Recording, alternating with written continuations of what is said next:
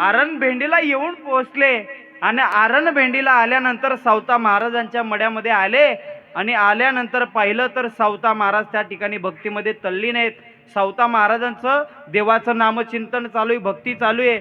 समाधिस्थ त्या ठिकाणी सावता महाराज बसलेले आहेत आणि समाधिस्थ अवस्थेमध्ये बसलेले असताना जगाच्या मालकाने सावता महाराजांजवळ जावं आणि सावता महाराजांना सांगावं, महाराज अहो माझ्या पाठीमागं 2 चोर लागली आहेत. सावता महाराजांनी देवाला सांगावं, मग मी काय करू? देवाने सावता महाराजांना सांगावं, महाराज मला लपण्याकरता जागा द्या.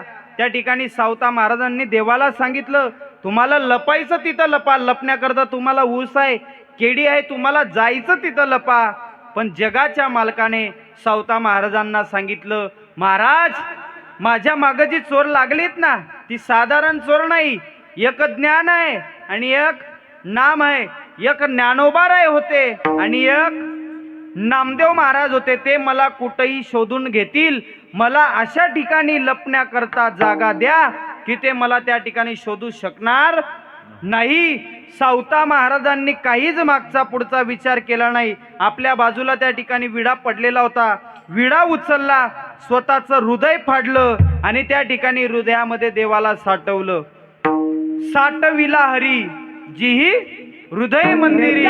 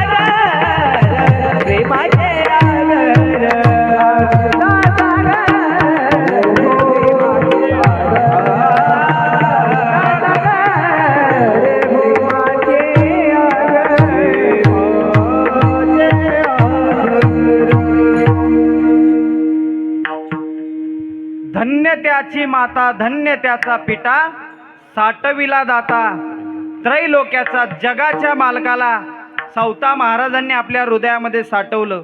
हो, देवाची भक्ती भरपूर जणांनी केली, देवाची भक्ती भरपूर संतांनी केली, फक्त दाखवली या जगाच्या पाठीवर 2च लोकांनी.